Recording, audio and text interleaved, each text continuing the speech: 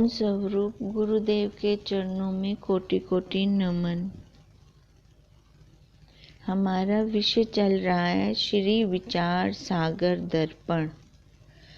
इसमें निश्चल दास जी हमें वैराग्य की लो लगा रहे हैं, क्योंकि उत्तम अधिकारी को लिया है। शुरू से ही उत्तम अधिकारी की बात की है। हम अपने आप को देखें, जब हम गुरुदेव के पास आए तो हम क्या उत्तम अधिकारी थे?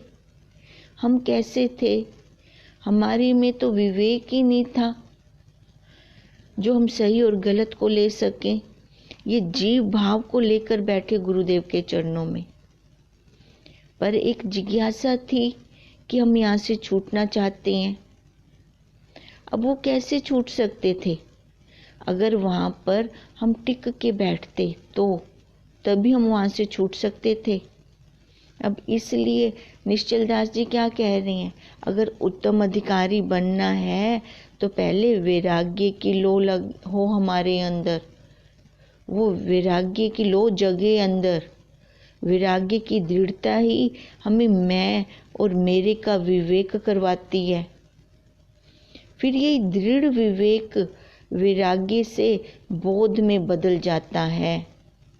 विवेक हो और पूर्ण वैराग्य हो तो फिर बोध ना हो, ऐसा तो हो ही नहीं सकता।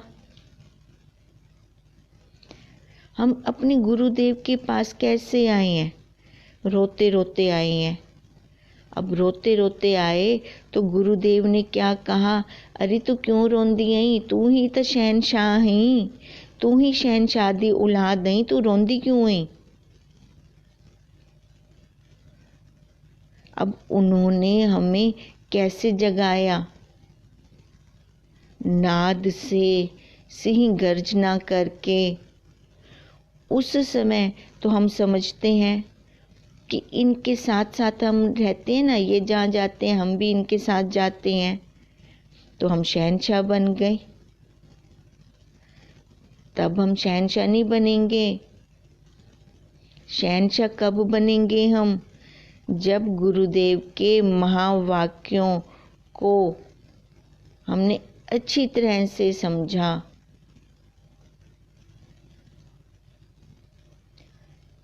उन महावाक्यों के साथ साथ हम चले। फिर देखो, जब महावाक्यों के साथ साथ हम चलते हैं तब एक एक के घर नहीं जाते, फिर हमारा चित्त ही नहीं करता। वो हम जो बाहर गलियों में रुल रहे थे वो हमारा बंद हो जाता है, क्योंकि अब हम कहाँ चल रहे हैं? गुरुदेव की महावाक्यों रूपी गलियों में अब हम घूम रहे हैं। यहीं से हमारा निवारण पक्का होगा। अब जब वो महावाक्य लेते हैं तो विवेक और वैराग्य स्वतः आते हैं। इंद्रियों से वैराग्य फिर करना नहीं पड़ता, वो अपने आप हो जाता है।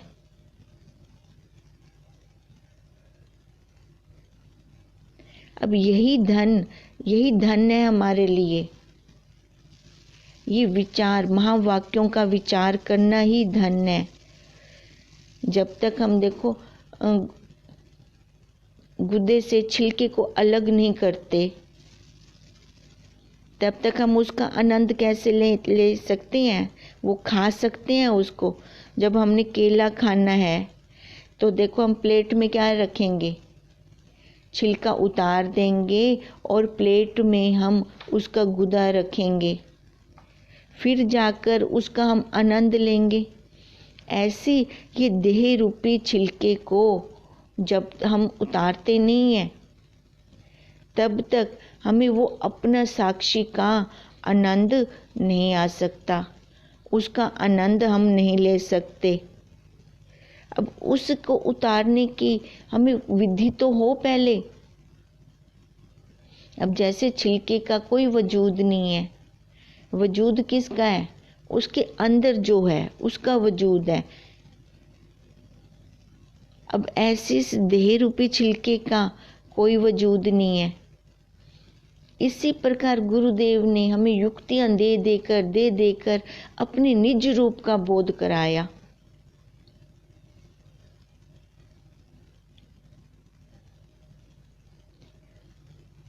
अब देखो, जो हमारे अब घर आते हैं ना, हम उसी की बात ही सुनते हैं।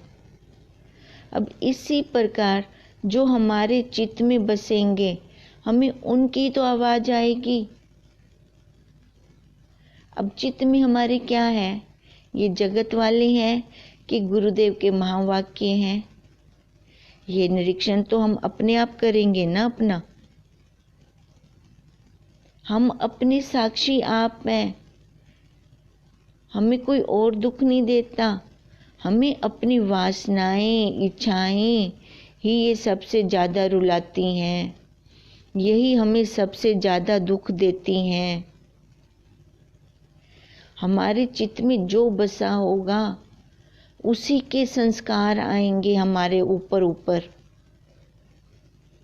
अब अगर जगत वाले को बसाते हैं तो फिर देखो उनकी चिंता फिक्र की आवाज़ें आनी शुरू हो जाती हैं। अगर हम गुरुदेव को चित्त में बसाते हैं तो उनके महावाक्यों की वो धुंधुंदी बजनी शुरू हो जाती है। तो देखो, जब महावाक्य चलने शुरू होते हैं तो कितना आनंद आता है, कितनी तृप्ति होती है, कितना संतोष आता है। अब जीव तो वही का वही, अब उसने डिफरेंस देख लिया। अब जगत में क्या है, हमें और का जगत दुखी नहीं देता, हमारा खुद का बनाया हुआ संसार हमें सबसे ज़्यादा दुखी करता है। अब इस संसार में मैंने किसको बनाया, मैं और मेरे को। मैं भी सच्ची, मेरे वाले भी सच्चे, मरवला। उसने तो ये नहीं देखा मैं सच्ची कहाँ से, ये देह सच्ची है क्या? पल पल विकार निकाल रही है, पल पल में बदलती जा रही है, तो ये सच्ची कैसे हो गई? जब तक इस देह से वैराग्य नहीं होता। देखो, वैराग्य पहले हमें बाहर से आता है, पहले शुरू में अपनी देह से वैराग्य नहीं आ सकता, और बाहर से तो तिरस्कार हो ही रहा है। अगर हमारे मन में तड़प है ना कि मेरे को अपने स्वरूप की तरफ जाना है, उसको पाना है, और संसार भी अभी रुच रहा है, वहाँ पे भी हमारा मन जा रहा है, तो देखो गुरुदेव से प्रार्थना करने शुरू कर दें। और कोई उपाय नहीं है हमारे पास। इधर भी हमने जाना, इधर आती हूँ तो बहुत आनंद है, बाहर जाती हूँ तो सुख है, पर बाहर के विषय नहीं छूट रहे मेरे से, क्योंकि वो जन्मों जन्मों के संस्कार हैं जीव को। अब वो इस संस्कार इतनी जल्दी थोड़ी जाएंगे, या तो अपना पुरुषार्थ हो, विवेक पूर्ण हो। अब वो पूर्ण विवेक जो सत्य और असत्य का हमें करवाएगा, तभी जाके वैराग्य पूर्ण आएगा। अगर नहीं आ रहा तो गुरुदेव से प्रार्थना, और कोई उपाय नहीं है। अगर मैं गुरुदेव से प्रार्थना करती हूँ ना, वो चित्कार निकले मेरे अंदर से, जब वो निकलती है ना, फिर वो गुरुदेव तक हम मेरी पहुँचती है। सामने शेर खड़ा है और मेरे को खाएगा, कैसी आवाज़ आएगी, कैसा निकलेगा फिर उस टाइम। जब वो वाली तड़प हमारी निकलती है तो गुरुदेव हमारी सुनते हैं। सुनाना आना चाहिए हमें। हम सुनाते किसको हैं? दुख परिस्थिति किसको सुनाते हैं? जगत वालों को। वो तो पहले ही झूल रही हैं, अब पत्ता पत्ते को क्या सहारा देगा? वो तो पहले ही झूल रही हैं, हमें उसी आग में और झुलसा देते हैं, अहंकार वाली आग में और डाल देते हैं। अच्छा, उसने तेरे को ऐसे कहा, तू चुप करके आ गई, 10 बातें तो सुना के आती उसको। देखो, वो आग और लगा दी उन्होंने अंदर। हम अपने गुरुदेव को अपनी मन की बात बताएं, बाहर किसी को भी ना बताएं। गुरुदेव सल्यूशन निकालते हैं, बाहर वाले सल्यूशन नहीं निकालते। वो तो हमें दलदल में और धकेल देते हैं। मर्दी पे हांगे पूरी तरह से मरवला। ऊपर से हम उनको दुख सुनाते हैं, अंदर से वो हंस रहे होते हैं। तो वहां क्यों जाना। अब यही गुरुदेव बार बार कह रहे हैं। अब अगर उनके महावाक्यों की आवाज हमारे अंदर आएगी तो हम जगत वालों को अपने चित्त में नहीं बसाएंगे। उनकी फिर चिंता फिक्र नहीं हो, क्योंकि सबका प्रारब्ध बना पड़ा है। पहले बनी प्रारब्ध, पीछे बना शरीर। इसी प्रकार साधक अपने गुरुदेव के महावाक्यों में रमता है। उसको अपनी इंद्रियों का भी ध्यान नहीं रहता। फिर बाहर तो तिरस्कार हो ही रहा है। बाहर एक एक से उनका स्वरूप देख देख के फिर वो अपनी देह को देखना शुरू करता है, अपने आप को देखना शुरू करता है। फिर दिखता है ये भी तो धोखा दे रही है, ये भी तो विकार निकाल रही है। फिर मैं इसकी इंद्रियों के विषयों में क्यों घूम रहा हूं। फिर ये रूप रस गंध स्पर्श शब्द, इन गलियों से फिर बाहर आता है वो। अब फिर गुरुदेव के महावाक्यों में या शास्त्र की गहराइयों में, वेदांत की गहराइयों में घूमता है, इन वादियों में घूमता है।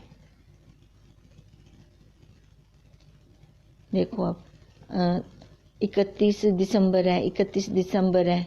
सभी हम हिल स्टेशन घूमने जाएंगे, उन वादियों में घूमने, पहाड़ों में घूमने जाएंगे। अरे भाई पहले इधर तो घूम ले, वो संसार बाद में भी तेरे पास रहेगा, कहीं भाग नहीं जाएगा। पहले वेदांत की गहराइयों में तो घूम ले, इन वादियों में तो घूम ले, तो वहां घूमता रहेगा। पर इधर नहीं आएगा, इन वादियों में नहीं घूमेगा तो भी ठंडे स्थानों में जाकर भी तपता रहेगा। तपन तेरे अंदर की वो खत्म नहीं हो सकती। वहां तू जा भले ना जा, खाली वेदांत की, शास्त्र की, गुरुदेव की महावाक्यों की वादियों में एक चक्कर लगा ले, देख कितनी ठंडक आती है अंदर से। वो वाली ठंडक तो किसी की उधारी नहीं है, भी हम कहीं जाएंगे फिर जाके हमें मिलेगी, ऐसी भी नहीं है। वो गोता मार अपने अंदर, किसी की मोहताज नहीं है वो ठंडक। अब इसलिए गुरुदेव पे हमें कितना प्यार आता है। फिर दिल करता है अंदर से कि वारी वारी जाऊं मैं अपने ऐसे गुरुदेव पे जिन्होंने इस जलती हुई आग से बाहर निकाला, इस तपन से बाहर निकाला। अब इसका मतलब ये नहीं है कि व्यवहार छोड़ के बैठ जाएंगे। व्यवहार होगा पर अंदर से पक्का पूर्ण वैराग्य होगा। ये मैं नहीं हूं, मेरे नहीं है। व्यवहार करेंगे, अब उनको बोल के थोड़ी बोलना है, हमने बोल के थोड़ी व्यवहार करना है कि मैं तुम्हारी माँ नहीं हूं, मैं तुम्हारी पत्नी नहीं हूं। ये शरीर रूपी प्रारब्ध जब तक है तब तक ये चलता रहेगा। हमें तो कुछ ढंग से करना ही नहीं आता था। एक एक हमारी क्रिया पे गुरुदेव ने रोक लगाई। अरे बार बार मत खाया करो, पशु हो बार बार खाते हो। ढंग से पहना करो, सिर ढक कर रखा करो। अब उन्होंने देखो हमें कैसे पशु से मनुष्य बनाया, मनुष्य से नर बनाया, नर से नारायण बना रहे हैं। ब्रह्मा ने जिन इंद्रियों का रुख बाहर की तरफ बनाया था, गुरुदेव के महावाक्य उन इंद्रियों को अंतर्मुख कर रहे हैं। अगर उन महावाक्यों की गंगा में हम स्नान करेंगे तभी अंतर्मुखता आएगी, नहीं तो ऐसे कैसे वैराग्य आएगा। वैराग्य आएगा तभी तो इंद्रियां अंतर्मुख होंगी, जिससे चित्त जगत को ना लेकर फिर किसको लेता है, चेतन को, चेतन की तरफ जाता है। गीता में भी तो बार बार कृष्ण जी यही बता रहे हैं, अध्यात्म ज्ञान में रहे चित्त। वही जब अध्यात्म ज्ञान, यही अध्यात्म ज्ञान हमारे तत्वनिष्ठ गुरुदेव ने हमें दिया। हमने कान इंद्री के द्वारा श्रवण किया। अब इंद्रियां बुरी नहीं है, इंद्रियों के विषय बुरे नहीं है, पर हमें समझ नहीं थी कि कितनी मात्रा में हमने लेना है, कितनी मात्रा में रूप लेना है, कितनी मात्रा में शब्द लेना है। मात्रा नहीं पता थी, टंकी खोल दी बस, फिर बंद करने नहीं आई, क्योंकि वहाँ से वैराग्य नहीं था। बैठ गए संसारियों के साथ तो वहाँ से उठने को दिल नहीं है। अब अपना निरीक्षण हम करें कि पहले कैसे ये इंद्रियां बाहर की तरफ जाती थी, अब इंद्रियां भी वही वही, विषय भी वही वही, पर अब फर्क क्या पड़ा कि अब वो संसारी सुहाते नहीं है और हमारा बाहर जाने को दिल भी नहीं करता। अब वही कान इंद्री पहले जो गाने सुनती थी, अब उस कान इंद्री को अब गुरुदेव के महावाक्य चाहिए, क्योंकि जितना हम श्रवण करेंगे तभी तो मनन होगा हमारा। इतना मनन हो कि स्वतः निध्यासन हो, वो संस्कार आते हैं हमारे अंदर। फिर अब इतना निध्यासन हो कि साक्षात्कार में देरी थोड़ी है। फिर हम अपना काम करते जाएं, वो घटना कब घट गई हमें पता भी नहीं चलना। अब ऐसी सबसे पहले विवेक हो हमारा, जैसे हंस विवेक करता है, अलग अलग करता है दो को। विवेक का फल क्या, वैराग्य। अब वैराग्य कब आएगा, जब संसार की पोल खुल जाएगी। फिर उसके बाद क्या, षट संपत्ति। अब सबसे पहले अब संपत्ति दे रहे हैं। अब ये तो पता हो ना संपत्ति कहते किसको है, 6 तो बाद में लेंगे, पहले संपत्ति तो हमें पता हो। अब उस संपत्ति से हमें क्या बेनिफिट होने वाला है। अब बाहर वाली संपत्ति लेते हैं तो संसार के काम में लगाते हैं। अब ये गुरुदेव वाली महावाक्यों की संपत्ति लेंगे तो इससे क्या होगा, हमें अपने स्वरूप की जानकारी होगी कि मैं क्या हूँ। गुरुदेव तो हमें देते चले आ रहे हैं और हम सुनते चले आ रहे हैं। फिर भी दुखों की निवृत्ति क्यों नहीं हो रही है ना। ये अपने ऊपर एक क्वेश्चन मार्क लग गया, क्यों नहीं हो रही हमारे दुखों की निवृत्ति। क्योंकि हमारे अंतःकरण में साधन संपन्न वो संपत्ति अभी नहीं आई। हमारा अंतःकरण उस संपत्ति से अभी संपन्न नहीं है। अब इसलिए तो गुरुदेव के महावाक्य सुनते चले आ रहे हैं। एक कान से सुना, दूसरे से निकाल दिया। वो वहीं तक ही हमें अच्छे लगते हैं, उस सत्संग भवन तक की बस। फिर घर आते भूल जाते हैं। वो मोह माया का जाल ऊपर चढ़ आता है। जब वो संसार आएगा ऊपर तो दुख परिस्थिति हमें बुलानी नहीं पड़ेगी, वो अपने आप ही आ जाती है। फिर देखो, अब गुरुदेव के महावाक्य कान इंद्री के द्वारा श्रवण तो करेंगे, पर बीच में ना एक गहरी खाई बना दें, सड़क को तोड़ दें। ये मन रूपी सड़क हमारी चल रही है। इस मन रूपी सड़क को तोड़ दें कि दूसरे कान से ये बाहर ना निकल सके। वो सीधी अंदर अंतःकरण में जाएं। गुरुदेव के महावाक्य, गुरुदेव हमें क्या संपत्ति दे रहे हैं कि तू देह नहीं है। देखो, अब इसको हम यहाँ पे नहीं खोलते, क्योंकि सीधा ही उन्होंने क्या लिया, उत्तम अधिकारी। ये हम सारा सर्वांग योग में करके आए हैं। अब ये सीधा ही गुरुदेव के महावाक्य को पकड़े हम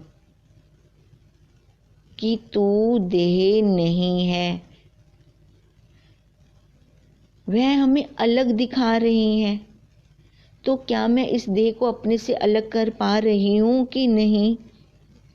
इसे उतार रही हूँ कि नहीं उतार रही? जीव भाव अभी मेरे हट रहे हैं कि नहीं हट रहे? देखो, गुरुदेव हमें ऐसी संपत्ति देते हैं कि कोई चुरा भी नहीं सकता। बाहर वाली संपत्ति तो चुरा भी सकते हैं, वो तो हमारे प्रारब्ध पे डिपेंड करती है। ये वाली संपत्ति हमारे पुरुषार्थ पे है। मैं जितना पुरुषार्थ करूंगी उतनी मेरे को ये संपत्ति मिलेगी। अब तत्वनिष्ठ गुरुदेव भी हैं, उनके महावाक्य भी हैं, शास्त्र भी हैं हमारे पास, और सबसे बड़ी बात बुद्धि भी है। बुद्धि के बल से होवे अस्तित्व सिद्ध वस्तु का। वहां तक तो बुद्धि हमें छोड़ के जाएगी, भले उसके बाद फिर बुद्धि का कोई रोल नहीं है। जब अपने स्वरूप में आ गए तो बुद्धि को भी छोड़ दिया। देखो, जब ध्यान समाधि पे बैठता है ना साधक जिज्ञासु, पहले तो अंतःकरण से बैठता है कि मैं अब बैठ रहा हूँ। बाहर भी बच्चों को कह देता है कि अब मेरे को उठाना नहीं, शोर मत मचाना। वो जान के बैठा। अब जब जान के बैठा, बैठे बैठे जब उसको देर हुई तो उसने जब अपनी वृत्तियों को उसने लय कर दिया, फिर देखो उसने वहाँ पे उस साधन को भी छोड़ दिया, बुद्धि रूपी साधन को भी छोड़ दिया। अब बुद्धि एक साधन है। जैसे हम रिक्शा करके किसी के घर जाते हैं, कोई साधन करके हम कहीं जाते हैं, बुद्धि भी एक ऐसा साधन है, पर उसको हम घर के अंदर प्रवेश नहीं करते उस साधन को। ऐसे फिर आगे घर में तो हम अकेले स्वयं ही जाएंगे, फिर वहाँ पे ये साधन नहीं जाएगा। पहले इस साधन का उपयोग तो करें, इस साधन को तो लें। अब उसी साधन के द्वारा गुरुदेव की संपत्ति हम ले सकते हैं। ये जीव भाव हम हटाएं सबसे पहले, फिर निरीक्षण करें कि ये हटता है कि नहीं हटता। अरे भाई, ये मना नहीं करता, मैं नहीं हटता, ये बेचारा तो हट जाता है, हमें हटाना नहीं आता। हम इसके लेखे लग जाते हैं जीव भाव के। हम हमेशा ही देह पर फिर बैठे रहते हैं। अब देखो, अब जीव भाव कैसे चढ़ चढ़ के आता है। कोई कहे कि तुम अच्छा खाना बनाती हो, तुम अच्छी पेंटिंग करती हो, तो हम कैसे निर्माणता उसके आगे प्रकट करते हैं कि अब तो मैं सब भूल गई, अब तो कुछ भी नहीं होता। ऐसा कह तो देंगे, पर मैं नहीं, यह करता है, ऐसा भाव आना चाहिए। वो बाहर वाला भाव नहीं आना चाहिए। उसी टाइम, उसी समय अंदर से ऐसा भाव आए, पेंटिंग तूने बनाई, खाना तूने बनाया, किसने बनाया? यह कौन? ये इंद्रियां। अब इंद्रियों को सत्ता देने वाला कौन था? अब उसने ये सब कुछ किया तो मैं कहाँ से आ गई। अब इसको हम देखें, पीछे की तरफ जाएं। पीछे की तरफ नहीं जाना आता, मुड़ना नहीं आता, हम आगे की तरफ चले जाते हैं। उसने मेरी प्रसन्नता कर दी, हम फूल गए, तभी तो दुखी सुखी हो रहे हैं। ये तो हम उसके ऊपर डिपेंड होगी ना, वो प्रसन्नता करेगी तो मेरे को अच्छा लगेगा। अगर वो मेरे को 4 शब्द बोल देगी तो मैं तो दुखी हो जाऊंगी। फिर उधार पे बैठ गई मैं तो। जो मैं उधार पे बैठूंगी तो ये संपत्ति कैसे आएगी? इस संपत्ति के मैं अधिकारी कैसे बन सकूंगी जो गुरुदेव मेरे को देना चाह रही हैं? ये संपत्ति तब आएगी जब ये जीव भाव हटेगा, देह भाव हटेगा।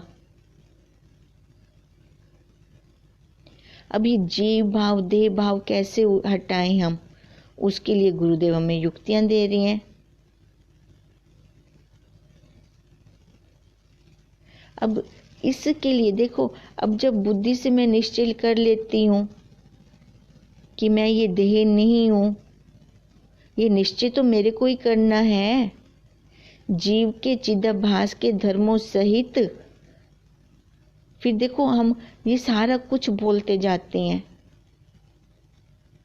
अब कोई कहे कि तुम्हें वह बहुत दुखी करता है, तुम सुबह 4 बजे उठकर भगवान से प्रार्थना किया करो, वो जरूर ठीक कर देंगे। अब मैं देह हूँ तो उसको ठीक करने का उपाय भी सोचूंगी। देह इंद्रियों के धर्मों को अपनी मैं में ले आते हैं, तभी हम दुखी सुखी हो रहे हैं ना। और अगर भाव में ये बना लूं कि मैं सतचित आनंद हूं, मेरी तरफ तो किसी की पहुंच ही नहीं है। अब अगर देखो ये वाला भाव बनता है तो भाव वो भी, दे भाव वाला भी, भाव ये भी, क्योंकि वो लोग तो सारे बाहर इस देह तक आके रुक सकते हैं बस।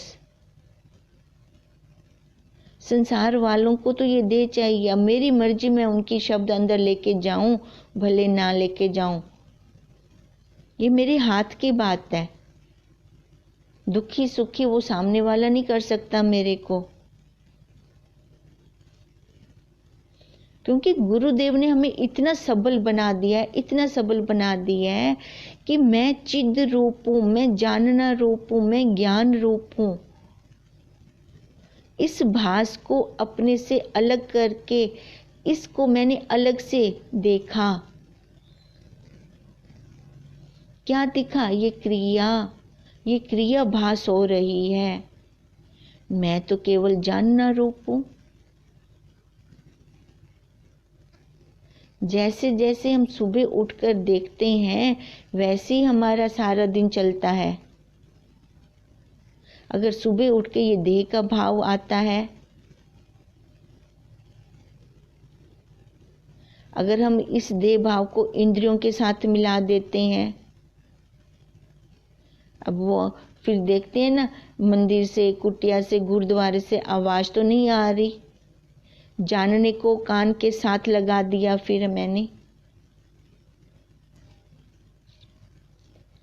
फिर जल्दी से लाइट जलाऊंगी, समय देखूंगी कहीं देर तो नहीं हो गई। देखो हम कैसे करते हैं। अब गुरुदेव क्या कहते हैं कि पहले जीव ब्रह्म की एकता करें। वो पता नहीं चलता हमें कब हम इंद्रियों में बह जाते हैं। निरोल मैं को देखें, बाहर की आवाज को ना देखें, गुरुद्वारे की आवाज ना सुने, पहले अपनी निरोल मैं को देखें। अब वो कैसे दिखेगी? साक्षी ही तो ब्रह्म है, ब्रह्म ही तो साक्षी है। अब इस प्रकार कुछ देर बैठ जाएं, अपने आप के दर्शन करें, उस अपने अंतर्यामी देवता के दर्शन करें। वो क्या हमसे दूर है? वही तो अलार्म है हमारा, वही तो अलार्म है जो हमें समय पे उठा देता है। फिर टेंशन किस बात की, चिंता किस बात की।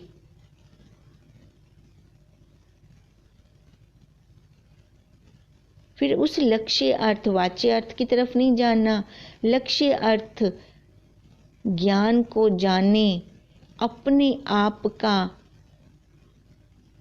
अपने आप से बोध करें। क्यों, वो बाहर थोड़ी है, अंदर है ना। उसका बोध तो देखो बाहर होगा तो किसी का सहारा लेना पड़ेगा मेरे को। जो मेरे पास अंदर है तो इसका अपने आप का, अपने आप से, अपने आप का मतलब इस शरीर के द्वारा उसका मैं बोध करूं, फिर उसी में ही टिक जाऊं। जब मैं उसका बोध करती हूँ, निश्चय में लाती हूँ, तो मैं क्या हूँ, ज्ञान स्वरूप हूँ। ऐसा जानने के लिए पहले अंतःकरण की वासनाओं को समाप्त करना पड़ेगा, तभी ये संपत्ति हमारे अंदर रुकेगी, तभी उस संपत्ति पे हम विचार कर सकेंगे। हम अपनी, देखो ये सूक्ष्म वृत्तियों को आप देखें, ये हमारी सूक्ष्म वृत्ति कहाँ, बाहर तो नहीं जा रही, 1 मिनट में कहाँ से कहाँ निकल जाती है। बैठे जरूर है सत्संग भवन में, शरीर बैठ गया, वृत्ति कहाँ निकल गई। फिर इसको चाबुक लगाएं गुरुदेव के महावाक्यों का, फिर अंदर लेकर आए। इसके लिए हमें अपनी सात्विकता को बढ़ाना पड़ेगा। इतना तो हमें पता चलता है ना। हम सारे किसको बढ़ाने में लगे पड़े हैं, धन को, सुख सुविधाओं को। ये तो ध्यान दिया ही नहीं कि जब तक हमारा सत्वगुण नहीं बढ़ता तब तक ये संपत्ति हम ले नहीं सकते। अब इसको बढ़ाएं और अपनी इंद्रियों पर अंकुश लगाएं, तभी हमारा कल्याण होगा, तभी ये गुरुदेव की संपत्ति हमारे अंदर ठहर पाएगी।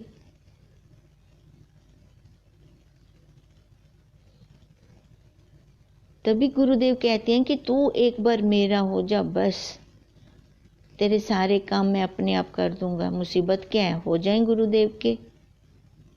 वो क्या तन से कह रही हैं, मन से।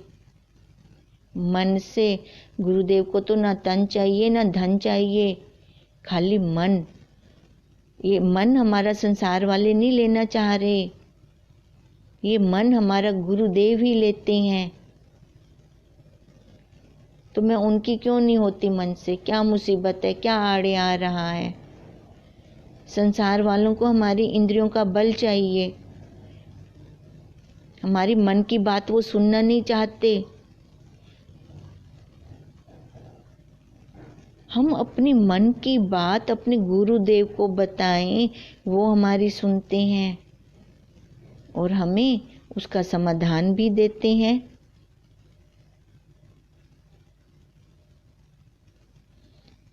वो एक समाधान में ऐसी चोर चाबी हमारे हाथ में पकड़ा देते हैं कि जो ये संसार वाले प्रहार करते हैं ना हमारे ऊपर, उन सब से बचा देते हैं। एक ऐसा कवच डलवा देते हैं गुरुदेव हमें।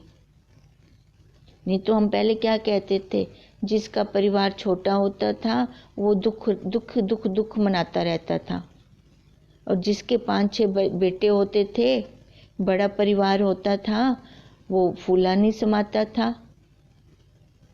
आगे की उसने सोचा नहीं, पर गुरुदेव ने हमें कितनी अच्छी युक्ति दी।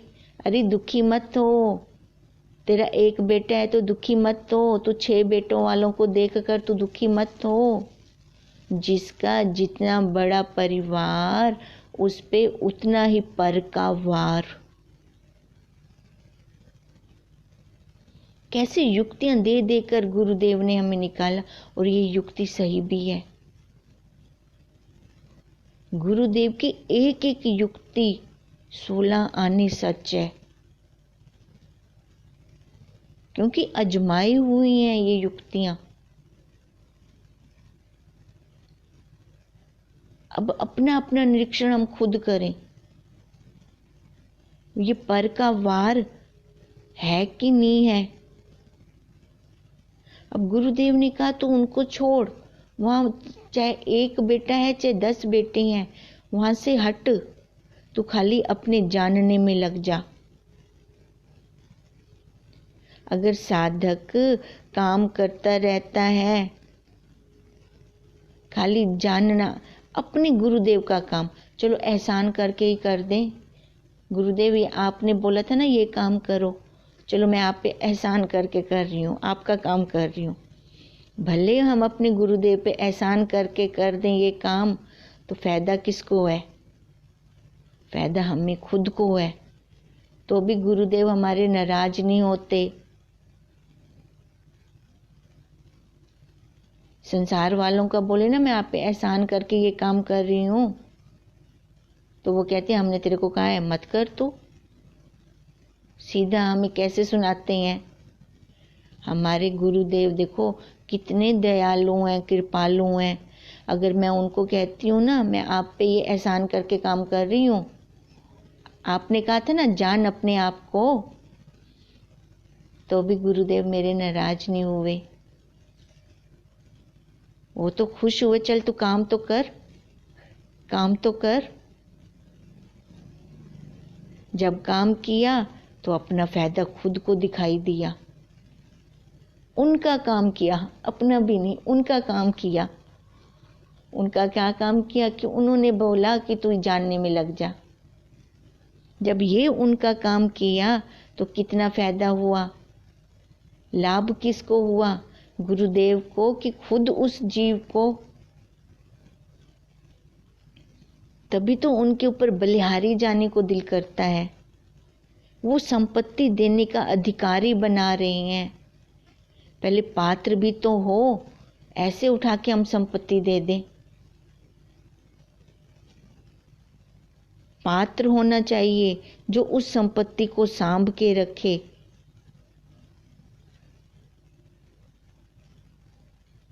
अब देखो जब वो जानने में लगता है साधक, तो उसमें वो कर्ता बुद्धि नहीं रहती, क्योंकि वो जान के कर रहा है।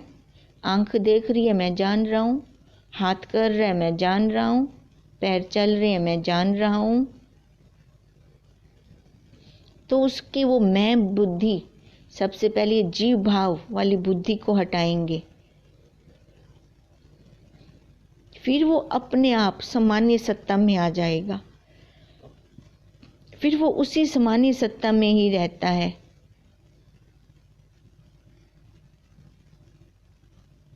अब तो भी तो ठीक है, सामान्य सत्ता में आता है, अपने आप ही तो चला जा रहा है। फिर साधक अपने समय को नष्ट नहीं करता, क्योंकि एक बार उसको लाभ मिल गया ना, चाहे गुरुदेव पे एहसान करके ही क्यों नहीं किया, उसको जो लाभ मिला वो है गूंगे की मिठाई। वो फिर वाणी से उसका वर्णन नहीं किया जा सकता। फिर होता है चलो ठीक है, इसमें गुरुदेव पे भी एहसान हो रहा है, अपना काम भी बनता जा रहा है, क्या माड़ा है, चलो करते जाओ। फिर वो संसार वाले काम को महत्व नहीं देता। फिर महत्व किसको देता है? अपने काम को। वो तो व्यवहार करना है उतनी देर का जितना टॉयलेट में हम समय लगाते हैं। कर और छी, करछी बन जा, उसमें बैठा मत रहे। वो बैठता ही नहीं है। फिर वो साधक को जब एक बार ये लो लग गई तो वो बैठता ही नहीं है। विवेक आ गया उसके अंदर, वैराग्य चल पड़ा, और ये गुरुदेव की संपत्ति लेने का वो अधिकारी बन गया। तो फिर वो देखो कैसे चलता जाता है, कैसे चलता जाता है। अब सबसे पहला क्या है? शम। ये हम फिर कल करते हैं। ओम तम नमामि हरिं परम, ओम तम नमामि हरिं परम, ओम नमामि हरिं परम। अपना अपना होमवर्क भी करते जाएंगे। रूप का हमारा होमवर्क चल रहा है। जहाँ पे भी देखें रूप है, रूप है, रूप है, फंसना नहीं है वहाँ पर, आसक्ति नहीं करनी वहाँ पर। ब्रह्म स्वरूप गुरुदेव के चरणों में कोटि कोटि नमन।